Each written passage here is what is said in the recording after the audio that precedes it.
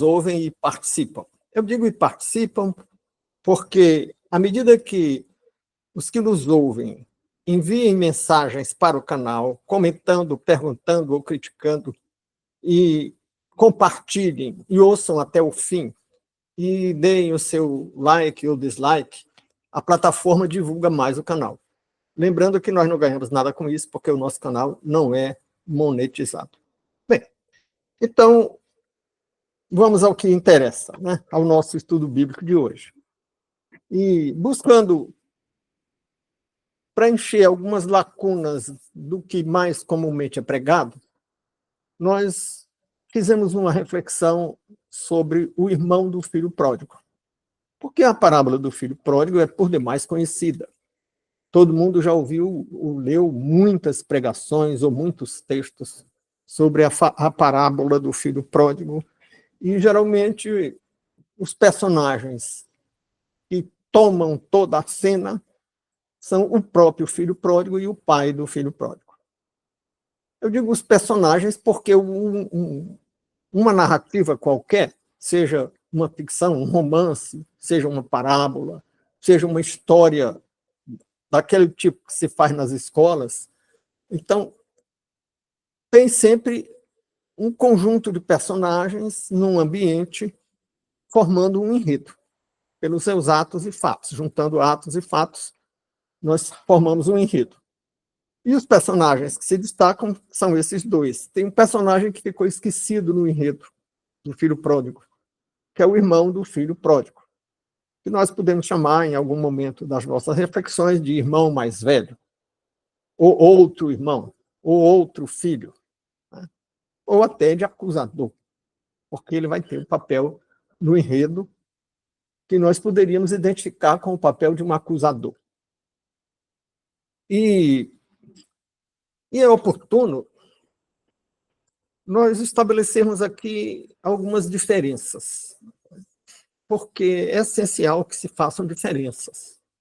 E há pouco eu ouvi uma aula de um pregador, que também é professor, lembrando que o cristianismo se fundamenta em diferenças e em dualidades. O cristianismo tem erro e verdade. O cristianismo tem bem e o mal. O cristianismo é dualista quanto ao bem e ao mal, não é monista. O cristianismo tem Deus e o diabo. O cristianismo tem salvação e perdição. Então, o cristianismo tem homem e mulher. O cristianismo se faz com distinções. E é oportuno nós distinguirmos opiniões de conhecimentos, porque estamos no campo das interpretações. E costuma-se dizer, e nós ouvimos muito, que as interpretações são múltiplas. E, de fato, são. Mas precisamos ter uma certa cautela com a ideia da multiplicidade das interpretações, já que vamos interpretar uma parábola. Porque, se não nos acautelarmos, vamos cair naquela falácia chamada falácia da falsa equivalência. A interpretação é livre, então todas as interpretações são válidas ou nenhuma interpretação é válida, e não é bem assim, né? Então, para nós distinguirmos aqui dentro da ideia das distinções, né, de pensar, fazer distinções, vamos procurar distinguir o que seja opinião do que seja conhecimento. Opinião é marcada pela subjetividade. É uma forma de tentar apreender a realidade, tentar se apoderar cognitivamente, ou adquirir conhecimento, ou saber do que se trata o mundo à nossa volta, com base na nossa percepção e na nossa... E toda percepção tem um forte componente subjetivo, né? Principalmente a compreensão de coisas complexas. A compreensão da cor de uma parede não tem tanta subjetividade, né? Podemos até dizer que é uma percepção objetiva. Mas, quando se trata de um enredo, a percepção da realidade de um enredo, dos significados, e do que seja significante do enredo, aí entra uma subjetividade muito grande. E outra coisa distinta da opinião é o conhecimento. Chamando aqui de conhecimento, porque também é oportuno, para a clareza das nossas reflexões, que façamos uma clara exposição do sentido em que estamos usando as palavras. Bom, então, o que estamos chamando de conhecimento? Acabamos de discorrer um pouco sobre o que estamos chamando de opinião e agora o que chamamos de conhecimento. Bem, conhecer é apreender o mundo real. Capturar cognitivamente o mundo real. Mas quando eu digo capturar, não digo que ele entra na nossa cabeça. O mundo real jamais entra na nossa cabeça, né? O que entra na nossa cabeça é uma imagem do mundo real elaborada num processo de conhecimento. E o que distingue o processo de conhecimento, do que estamos aqui chamando de conhecimento, em oposição à opinião? O que distingue é que ele se faz com um método. Não é apenas seguindo os impulsos da subjetividade, mas observando um método. E um método que adota procedimentos, como estamos adotando aqui, de explicitar o sentido em que usamos as palavras. E de procurar, de alguma maneira, um fundamento de validade para as nossas percepções. Uma percepção que tem fundamento de validade e um fundamento de validade consistente, ela passa a ser um conhecimento, que poderíamos adjetivar como conhecimento objetivo, como conhecimento científico, como conhecimento filosófico, mas fugiria ao nosso tema entrar em detalhes sobre teoria do conhecimento. Estamos apenas distinguindo a opinião de um conhecimento mais consistente e, nessa mesma sequência, é oportuno aqui explicitarmos o que chamamos de interpretação. Interpretar, aqui estamos chamando de interpretar, buscar o significado do que está sendo dito, do que está sendo lido, do que está sendo visto. O significado e o alcance deste significado. Nós podemos dizer, bem, o significado é este. Outra coisa é, até onde vai este significado? Qual é o limite, ou quais são os limites? Se nós estamos falando de prodigalidade, tem um personagem que é pródigo, o significado da prodigalidade é alguém inclinado a gastar irresponsavelmente. Mas qual é o limite? A partir de onde chamamos um gasto de irresponsável? Então, aí já estaríamos na segunda parte da interpretação, que complementa o significado, estabelecendo seus limites. Bom, então, é o que tentaremos fazer aqui na busca do significado e do alcance deste significado para o papel, no enredo da parábola, o papel de um dos personagens, que no caso é o irmão do filho pródigo. Né? Então, falamos na busca do conhecimento com esse método, com esse procedimento crítico e autocrítico, que recebe o nome de vigilância epistemológica, entre outros nomes que se pode atribuir. Né? E por que estamos fazendo esse esforço todo? Né? Porque faz uma diferença muito grande e todo o desenvolvimento do conhecimento e da civilização foi fortemente impactada com isso, com a busca do conhecimento pela vigilância epistemológica, e teve um momento que alguém deu uma grande contribuição para isso. É claro que não é o único momento, nem eu quero dizer sequer que seja a contribuição maior ou principal, porque isso daria lugar a uma discussão muito ampla, mas apenas que é um momento muito relevante, que foi um cara lá de uma cidade chamada de Mileto, Tales de Mileto, que adotou um conjunto de procedimentos que compõe um método que não é nada mais, nada menos do que um esforço para superar a opinião, para ir além da opinião e alcançar o conhecimento objetivo. Claro, na época isso recebeu o nome de filosofia, séculos mais tarde, já no século XVII, isso foi no século VI a.C., já no século XVII depois de Cristo, nós tivemos um outro momento muito importante, como houve outros momentos. No Egito também se fez alguma coisa antes mesmo dos gregos, né? Mas o grande momento que vem a seguir, depois das contribuições da antiguidade clássica, com Platão e Aristóteles e tudo mais, e da alta Idade Média, já na transição para a Baixa Idade Média, entre a Baixa Idade Média e a Alta Idade Média, com as contribuições dos teólogos que eram também filósofos, como Tomás de Aquino, Duns Scoto e outros mais. Mas aí tivemos no século XVII a chamada Revolução Científica, né, que deu uma grande contribuição nesse sentido, dando início a uma distinção entre filosofia e ciência, né, fazendo uma separação também aí, que não nos interessa aqui, não vamos entrar nesse campo. Isso seria um desvio temático. Nós estamos aqui não para estudar a teoria do conhecimento, mas para estudar o papel do personagem que é o irmão do filho pródigo. E apenas fizemos uma ligeira digressão para estabelecer uma interpretação que represente um conhecimento acerca da parábola e não apenas uma opinião acerca da palavra. Quando eu digo conhecimento, também não quero dizer que seja incontestável ou infalível, quero dizer que tem alguma fundamentação, que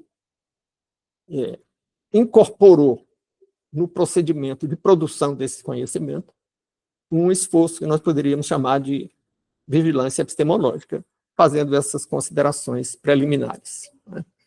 E faz parte desse esforço se distinguir o que a gente quer. Quando a gente olha para alguma coisa, o que a gente quer saber dela. E aqui estamos olhando para a parábola do filho pródigo e especialmente para um personagem dessa parábola. Então, esse é o nosso objetivo geral. No estudo da parábola do filho pródigo, a gente chama isso de objetivo geral, na metodologia da pesquisa, e todo objetivo geral pode e deve ser decomposto em objetivos específicos, né? E quais são os objetivos específicos? São, né, o filho pródigo, a conduta do filho pródigo, porque queremos entender o enredo da parábola, que é o escopo de um texto, é o enredo. Vale repetir, um texto se dá num ambiente com um conjunto de personagens cuja interação dessas coisas, todas em personagens e ambiente, formam um enredo. Um enredo constituído, sobretudo, por atos e fatos. Atos do ambiente ou dos personagens e fatos dos personagens. Então, temos objetivos específicos na pessoa do filho pródigo, do pai do filho pródigo, do irmão do filho pródigo, né? Esses objetivos específicos passam por um esforço de problematização. Ou seja, tudo bem, estamos olhando para esses 3 pontos, os 3 personagens. Mas o que nós queremos saber deles, né?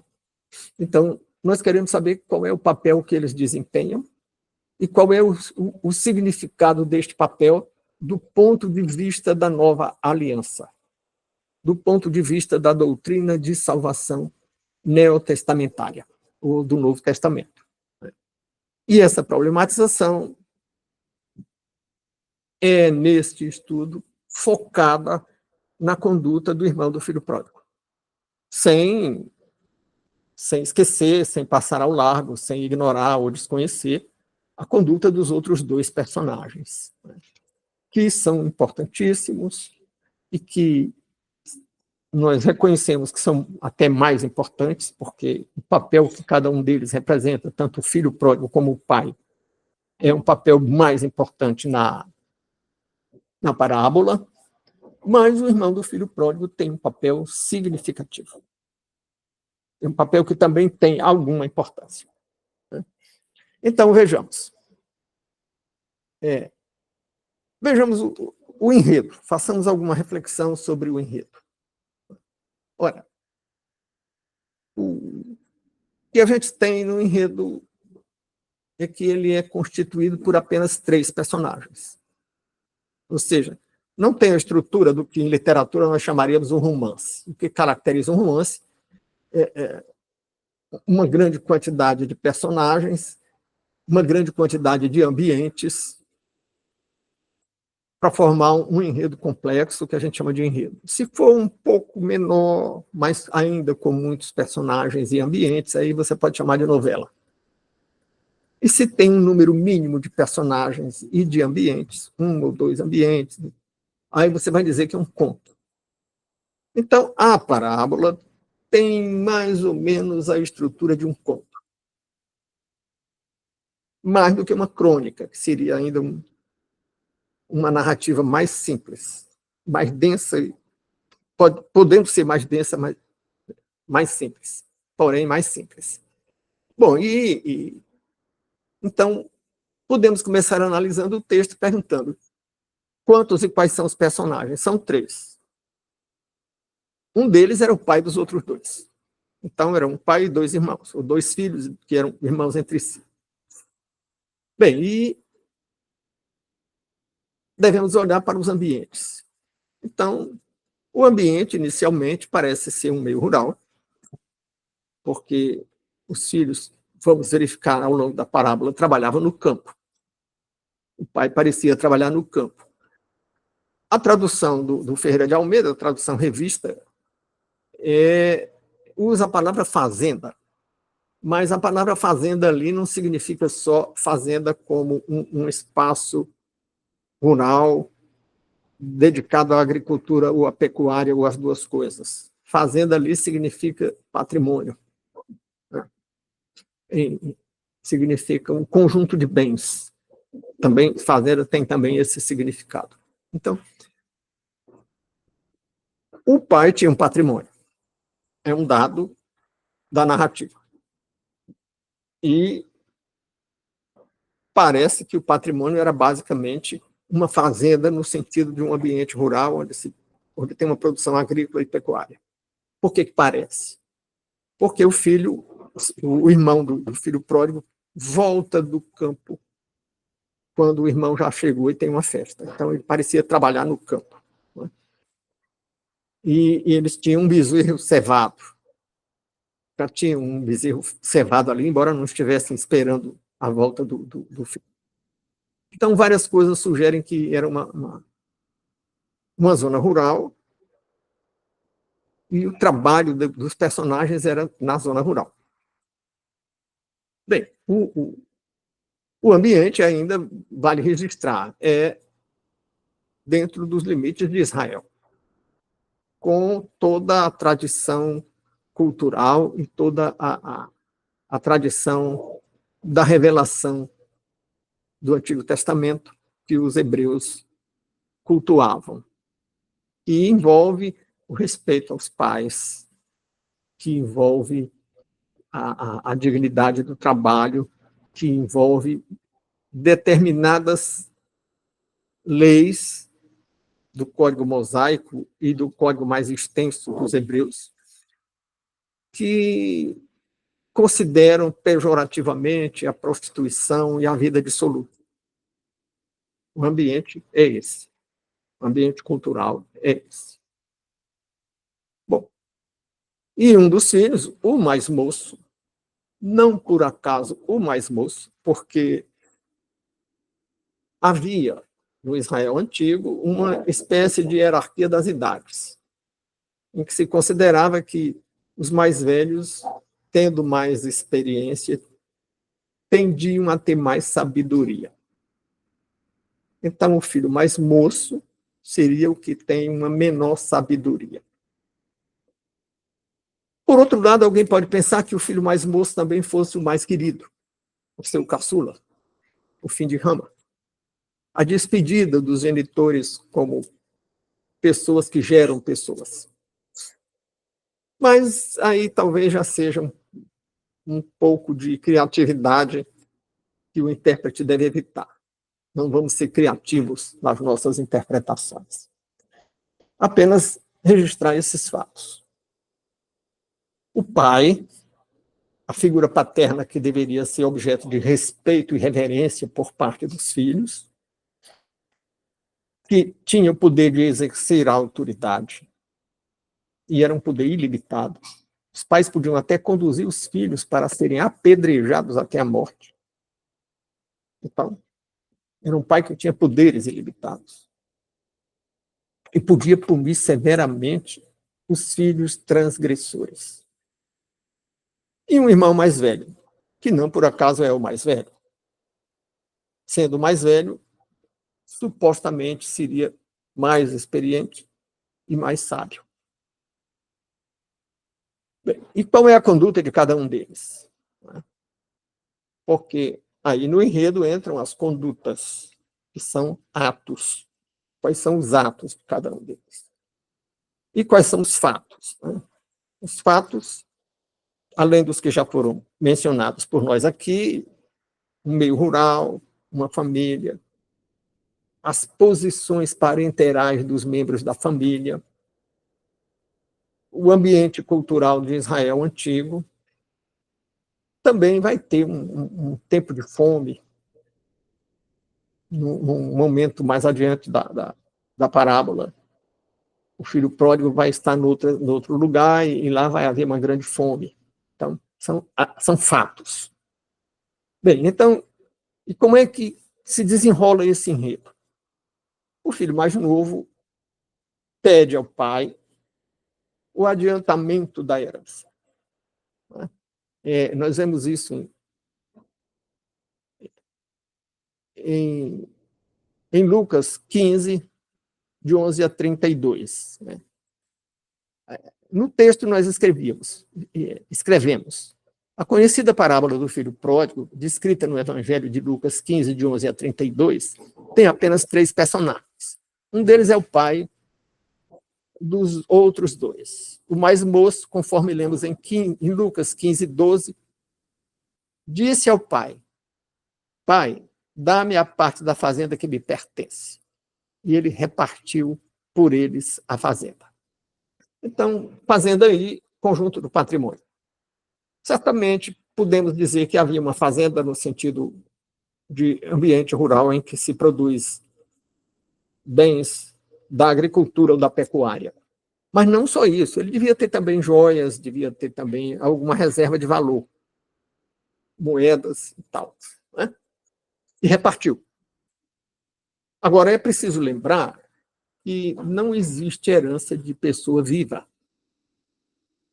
Se não existe herança, quem se presume herdeiro não é herdeiro, porque não há herdeiro sem herança.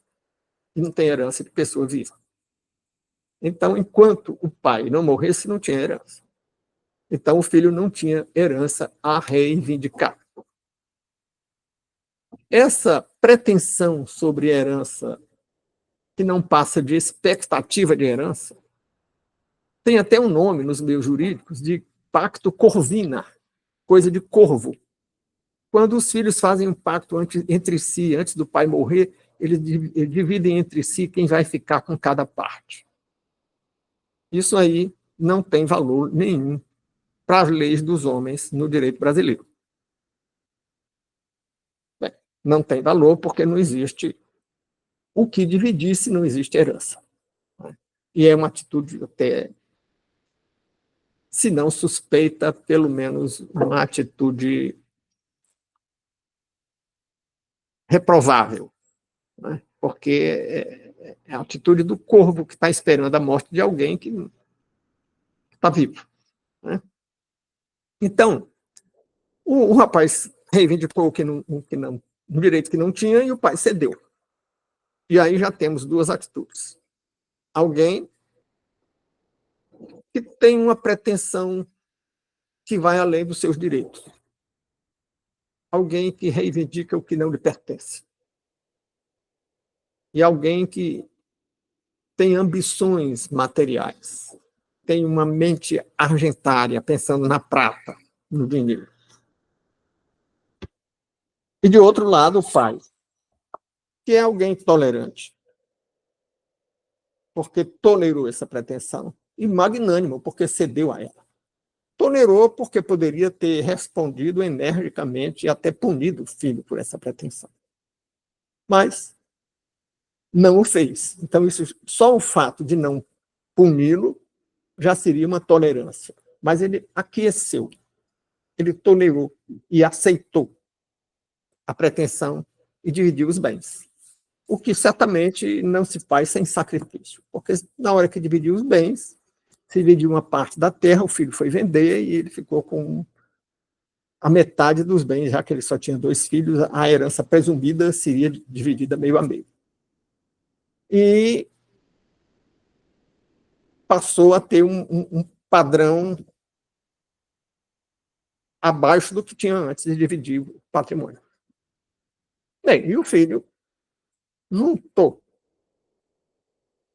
aquele patrimônio que recebeu, aquele pinhão da herança inexistente, e tomou seu rumo. E foi para algum lugar presumidamente distante. E aí nós temos, ainda em Lucas 15, já no versículo 13. Né? Antes de lermos o versículo, eu fiz um comentário no texto. Tendo em mão partes do patrimônio, o filho, no caso o filho pródigo, aí abro aspas para entrar no versículo 13 do capítulo 15 de Lucas. Partiu para uma terra longínqua e ali desperdiçou sua fazenda vivendo dissolutamente. Aí, o ato que nós temos em seguida é alguém que vai para longe da família, vai para longe do pai e do irmão.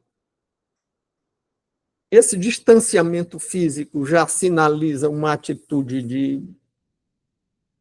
de desconsideração, ou pelo menos de desinteresse do pai, pelo pai que estaria em breve envelhecendo e poderia precisar, no contexto de uma época que não tinha previdência social, não tinha aposentadoria, não tinha uma série de outros recursos da modernidade, poderia precisar dos filhos. E ele subtrai o patrimônio do pai e se afasta do pai. Vai para um lugar longínquo.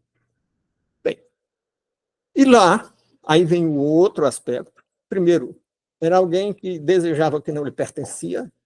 Segundo, era alguém que tinha uma ambição ilimitada pelo que não lhe pertencia, por dinheiro. Terceiro, é alguém que menospreza a família e abandona a família. E, em quarto lugar, é alguém que, no lugar distante, vai viver dissolutamente. Ou seja, vai viver sem o comportamento considerado decente, seja pela cultura da época, seja pelas disposições da lei mosaica. Então, era um transgressor. Foi viver dissolutamente.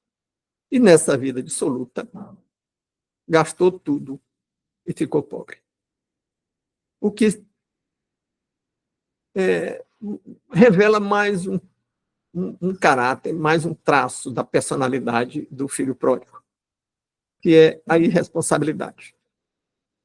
Gastou, não pensou no amanhã, não fez provisão e ficou em dificuldades. E aí tem um fato. Estávamos falando nos atos do filho pródigo, agora ocorre um fato. Que é uma ocorrência que que não se dá por decisão de ninguém. E esse personagem se vê num momento de uma grande fome. Então ele já tinha ficado pobre. E a situação fica difícil. Provavelmente uma seca, que é o que criava dificuldades na época. Secas ou pragas, gafanhotos, bichos assim. E aí ele vai procurar emprego, e o emprego que ele encontra é cuidando de porcos. E isso também tem um significado, porque o porco era considerado imundo no judaísmo da época. E eu acho que até hoje, né? Tem aqueles alimentos que eram proibidos e eram considerados imundos. E ele vai cuidar de um animal imundo. E isso Isso era desonroso. Então, já vemos que a conduta irresponsável, a conduta de alguém que não tinha previdência nenhuma, não era previdente, causa uma situação difícil para essa pessoa. E aí isso nos lembra que está lá em Gálatas 6:7, que diz: tudo que o homem semear, isso também ceifará. E aí temos algo que o filho pródigo semeou e colheu. Muito bem, semeou e colheu no terreno dos fatos na vida material. Não significa que você semeia e colhe na vida espiritual, embora também se possa dizer isso, que você semeia e colhe na vida espiritual, mas não com limites rígidos como na vida material. Então ele entendeu que deveria voltar e procurar o pai. Vamos procurar. E aí o enredo entra num outro momento. No primeiro momento, tínhamos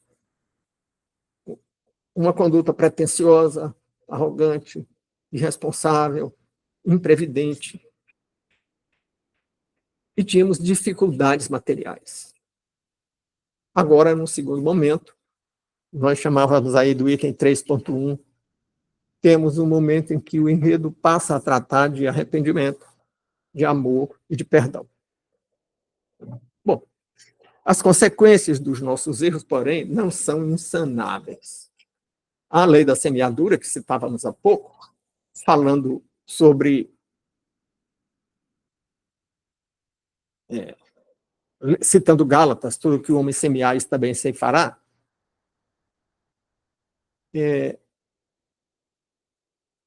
Essa lei da semeadura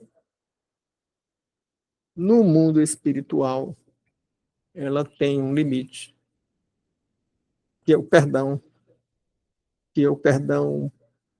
facilitado, ou o perdão que enseja, o arrependimento que enseja o perdão. Né? Bom, agora, nós vimos que o jovem tinha vivido absolutamente na busca dos prazeres do mundo. Essa busca dos prazeres, e agora estamos fazendo um parêntese aqui para pensar na atualidade da parábola. Busca do prazer continua sendo atual. E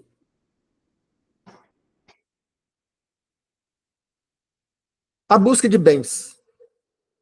A busca de bens também é atual. Há até quem procure nas igrejas, quem procure e quem prometa a chamada teologia da prosperidade, né? Em que a pessoa vai na igreja não para expressar a Deus ou buscar a Deus expressando gratidão ou arrependimento, mas para buscar bens. E aí as pessoas vão porque querem resolver uma falência, um desemprego, um conflito familiar, uma doença. Não que as pessoas não devam procurar livramentos e bênçãos para problemas como os que eu acabo de citar, mas que esse não deve ser o único objetivo, nem mesmo o objetivo central ou principal.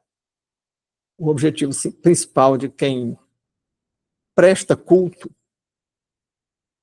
a Deus deve ser agradecer, deve ser louvar, deve se manifestar arrependimento e então pedir bênçãos. Mas estas outras atitudes devem anteceder o pedido de bênção.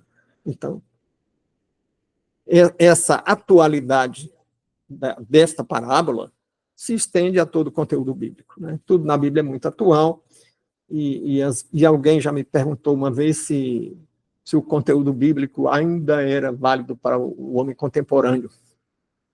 Eu respondi perguntando se a obra de Sófocles ou de Homero, tão ou mais antiga do que a Bíblia, mais antiga do que o Novo Testamento, com certeza, e talvez mais antiga do que, pelo menos, grande parte do Antigo Testamento, se essa obra não era mais válida. Se perdeu o valor, por exemplo, uma obra de Sófocles, o Édipo Rei, uma peça que ainda hoje a psicanálise usa. Então, a Bíblia é toda atual. E essa atualidade se deve, na minha opinião, ao fato de que existe uma natureza humana.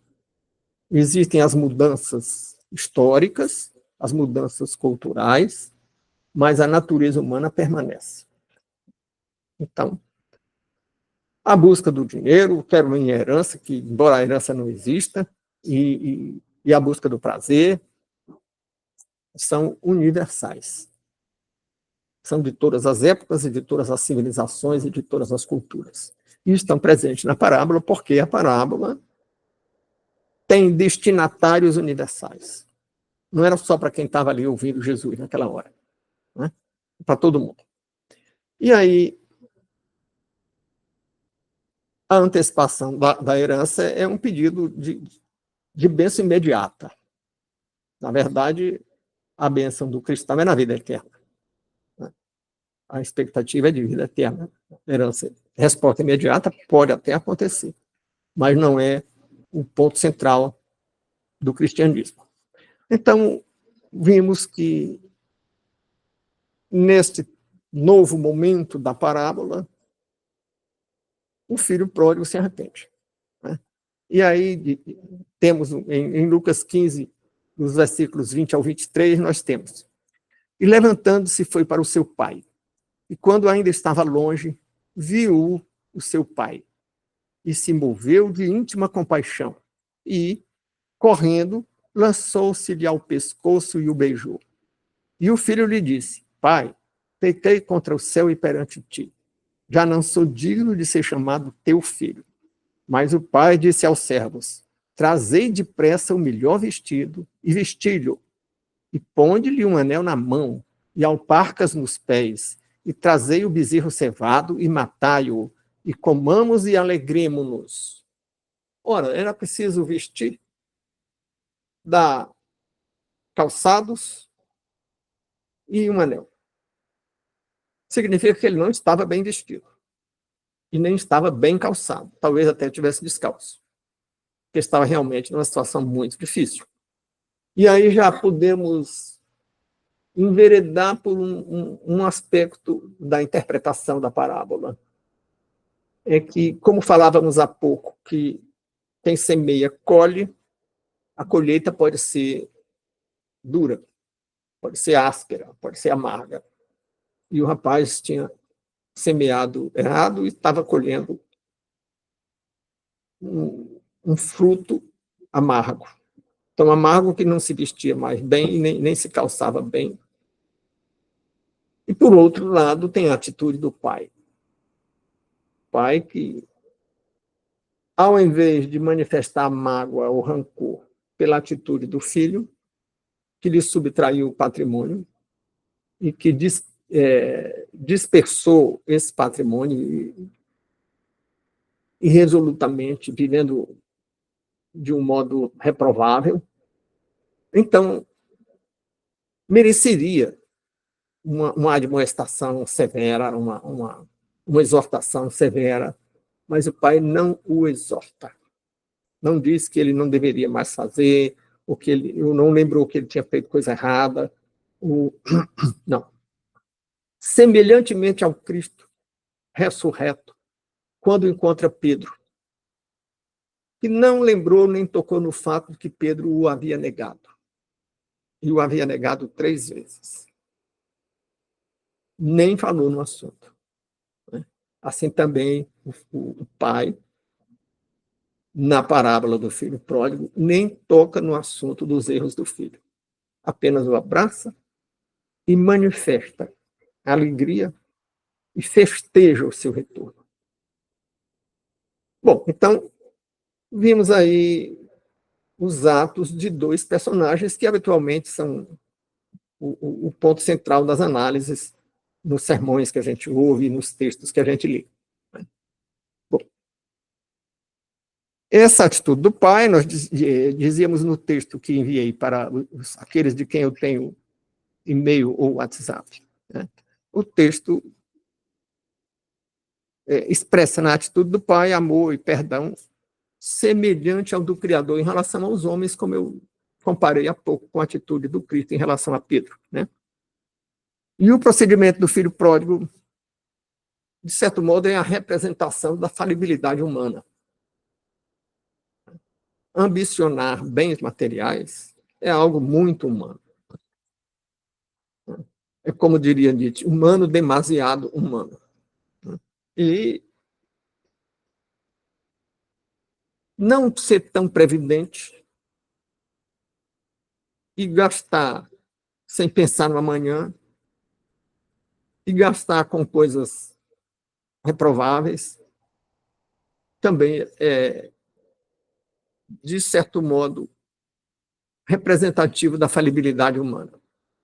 Falibilidade humana que pode não se manifestar exatamente nisso. Tem alguém que não faz despesas vivendo dissolutamente. E tem alguém que é previdente, que provê alguma coisa para o amanhã, mas comete outros erros. O que é comum na condição humana é a falibilidade, é o cometimento de erros, como veremos no estudo do terceiro personagem, que é um personagem que tem sido um tanto negligenciado ou mesmo esquecido nos estudos da parábola que estamos analisando. E a atitude do pai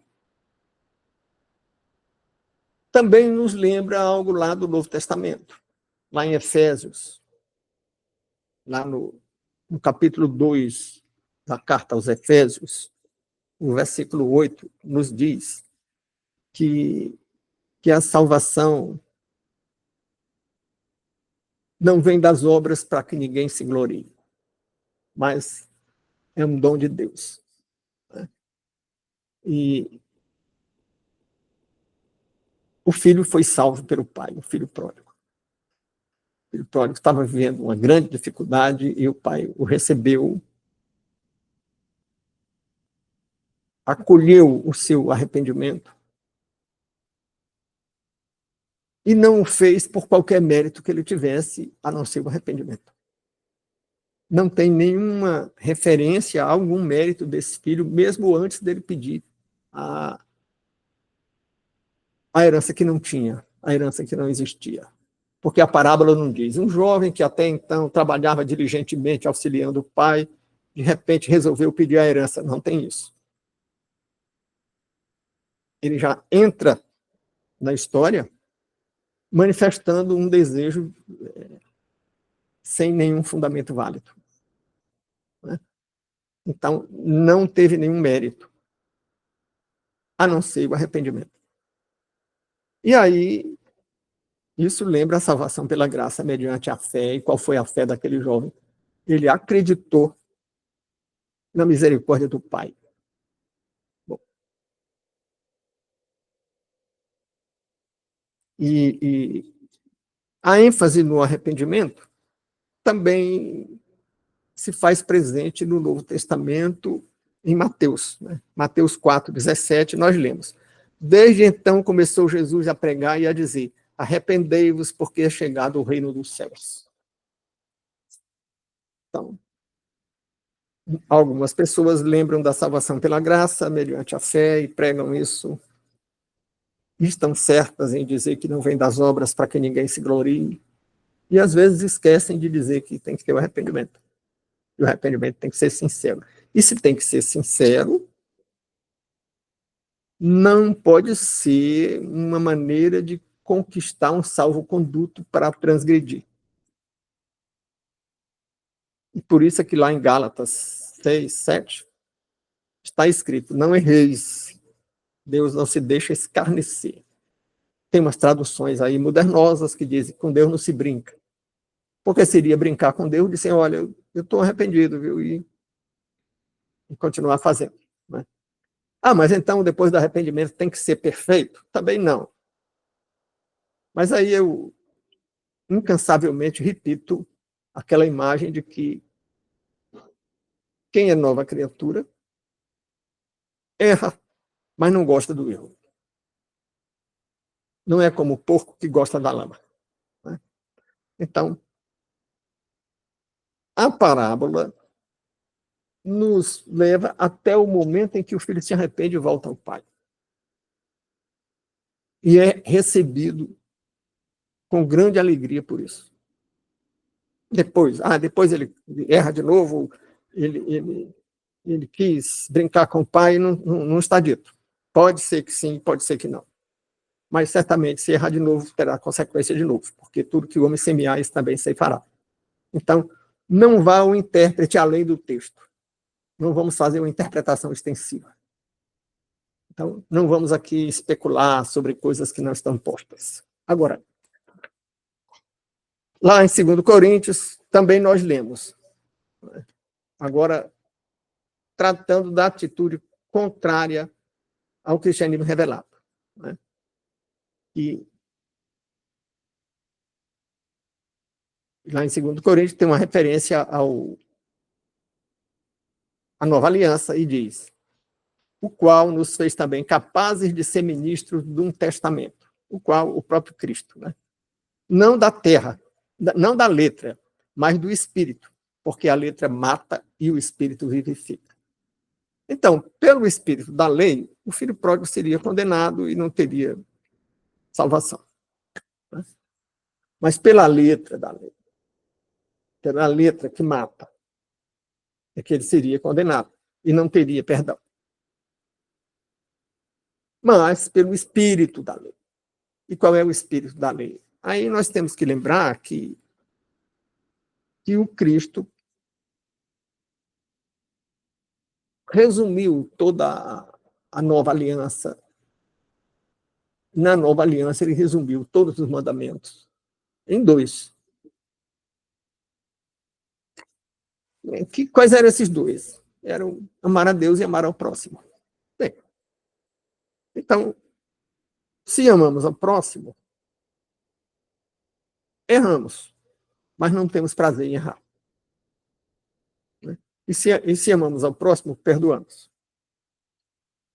Então, o que foi o terceiro personagem? O terceiro personagem foi o irmão do filho pródigo. Esse aqui é um esquecido. E quem era esse cara?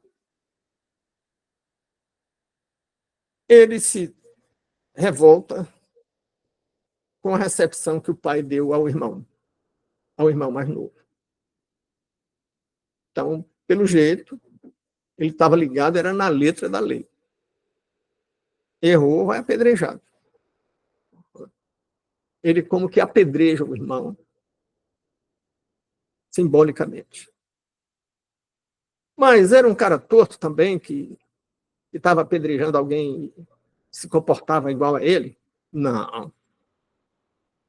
Ele alega perante o pai que por longos anos trabalhou ajudando o pai, cumprindo com as suas obrigações. Ele alegou, lá como Jó fez em algum momento, no começo do livro de Jó, dizendo: me meça que eu sou justo. Ele alegou ser justo. E alegou que não teve recompensa por isso. Então já temos alguém que tem uma conduta concernente com a letra da lei e que se considera titular de um direito apto a exigir. Alguém que acha que tem merecimento. É por isso que lá em Efésios está escrito que a salvação não vem das obras para que ninguém se glorie. Ele estava se gloriando das suas obras.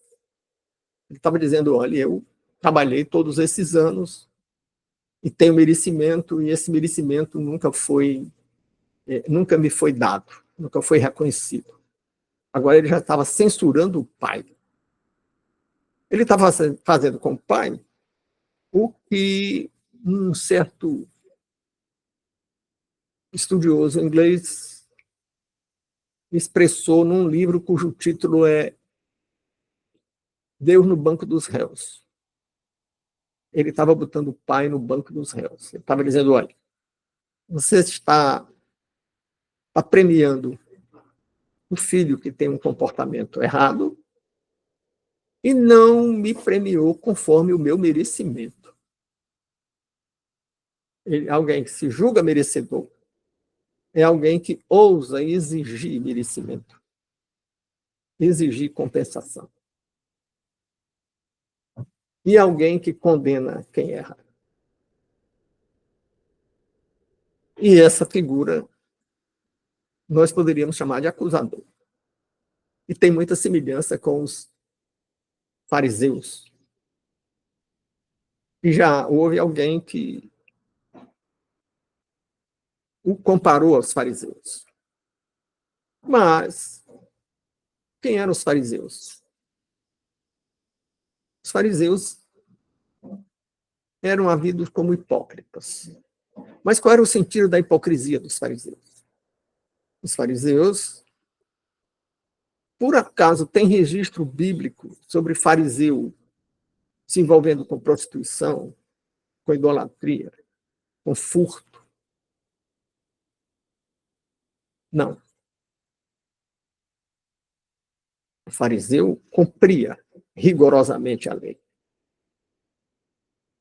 Mas se cumpria, onde é que estava a hipocrisia? Eles estavam defendendo alguma coisa que eles faziam. Entre comportamento e discurso havia harmonia. Havia harmonia com a letra do discurso, não com o espírito. Está escrito que a letra mata e o espírito vivifica. Portanto, não há salvação na letra, a letra mata. A salvação está no espírito. E qual é o espírito da lei? O espírito da lei é o amor que leva ao perdão.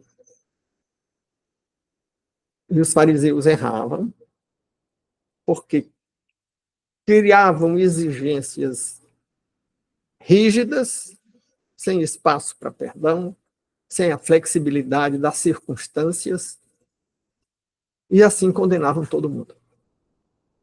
Mas eles mesmos não cumpriam a lei maior, que é o segundo, depois de amar a Deus e amar o próximo. Cumpriam a lei alegando amar a Deus, mas não seguiam a Deus, porque não amavam ao próximo, porque quem não ama o próximo, que é visível, que está junto, poderá amar a Deus que a gente não vê?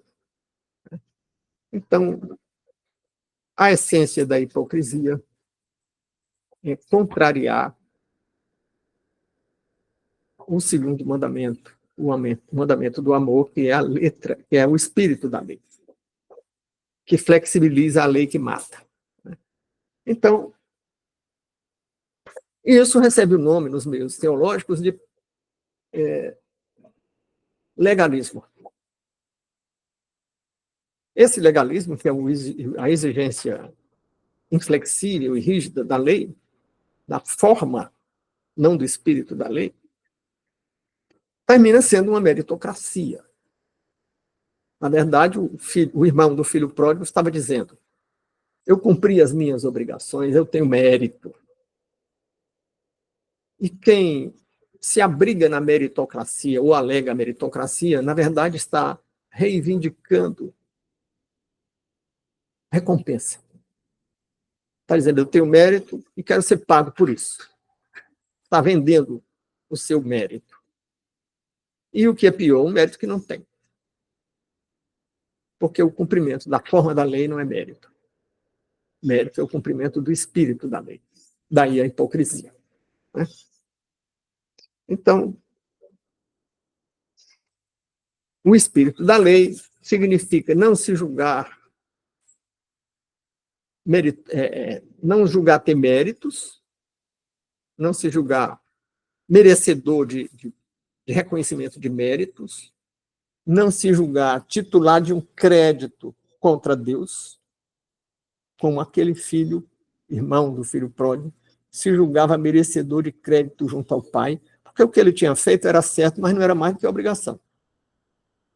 E quem faz a obrigação, e tão somente a obrigação, não tem crédito. não tem saldo positivo. Não tem saldo devedor, mas também não tem saldo positivo. E acaba tendo um saldo devedor. Se não tem o espírito da lei. E tanto não tinha o espírito da lei que quis apedrejar o irmão. Apedrejar moralmente. Eu não estou dizendo que a parábola não fala em apedrejamento, né? Mas eu estou me referindo aqui a um apedrejamento moral. Então, o irmão do filho pródigo muitas vezes se insinua nos meios evangélicos, nos meios do cristianismo, dos diversos cristianismos históricos. Quando as pessoas confundem a forma da lei com o espírito da lei. Quando as pessoas examinam, por exemplo, o modo como alguém se veste, não quero dizer que toda forma de vestir seja se harmonize com o espírito cristão. É claro que existem formas de vestir que são distoantes do espírito cristão, que não estão em harmonia com o cristianismo. Mas em que consiste essa desarmonia? É preciso ver que o cristianismo considera os contextos históricos e culturais. Tanto considera que mesmo nessas correntes legalistas, os líderes, eu digo os líderes, para que a questão recaia sobre aqueles que proferem o discurso legalista, o discurso do irmão do filho pródigo, até eles se vestem conforme os nossos tempos. Se eles usam paletó e gravata, eles não estão vestidos como Jesus se vestiu. Eles não estão vestidos como Pedro, João ou Paulo se vestiam. Menos ainda como Moisés ou Davi se vestiam. Então, eles estão vestidos de acordo com a cultura do seu tempo. Ah, mas a cultura do nosso tempo tem diferentes manifestações? Tem. Tem. Mas, a parte aquelas manifestações que podem gerar escândalo mesmo no nosso tempo, e a Bíblia recomenda que não devemos causar escândalos, então, não temos que controlar o corte de cabelo ou outros sinais dos novos tempos, ou outros sinais próprios da cultura contemporânea, com toda a diversidade da cultura contemporânea. Né? E certa vez eu vi uma discussão sobre um missionário, se não me falha a memória, na Indonésia, onde um país de tradição islâmica que tolera a poligamia. O homem pode ter até 4 esposas e tantas concubinas quantas possa sustentar. E aí um certo varão se converteu, mas tinha um certo número de esposas. Não lembro se 2, 3 ou 4, mas ele tinha várias esposas. E aí o missionário ficou sem saber o que fazer. E foi ouvir alguém que disse, olha, todos nós vivemos no nosso tempo. Cada um vive no seu tempo histórico. E até onde esse tempo histórico não conflite com a orientação bíblica, nós não temos que ir contra esse tempo histórico. Então, Davi tinha um harém, Salomão tinha um harém ainda maior. Abraão, o pai da fé, depois de Sara morreu, Abraão casou de novo, além da nova esposa, teve concubinas, e teve filho com todas elas, né? Embora tivesse mais de 100 anos, porque quando nasceu Isaac ele tinha 100 anos, e depois disso, depois de algum tempo é que vai morrer Sara, e depois que morreu Sara ele ainda teve outra esposa e várias concubinas, né? Então, Jacó casou com Raquel e com Lia, primeiro com Lia e depois com Raquel, né? Então, não temos que seguir o irmão do filho pródigo. Não temos que seguir a letra que mata. temos que seguir o Espírito que vivifica. É a grande lição que podemos tirar, olhando os erros cometidos, não pelos erros do filho pródigo, que são tão conhecidos e comentados, mas os erros do irmão do filho pródigo. Muito obrigado por cada um dos que participaram da nossa a live do estudo bíblico. Lembrando mais uma vez que se você fica até o fim, se você participa enviando mensagens escritas ou orais para o canal, e se você compartilha e dá o like ou o dislike, a plataforma divulga mais o canal. Muito obrigado e fica o convite para o próximo domingo.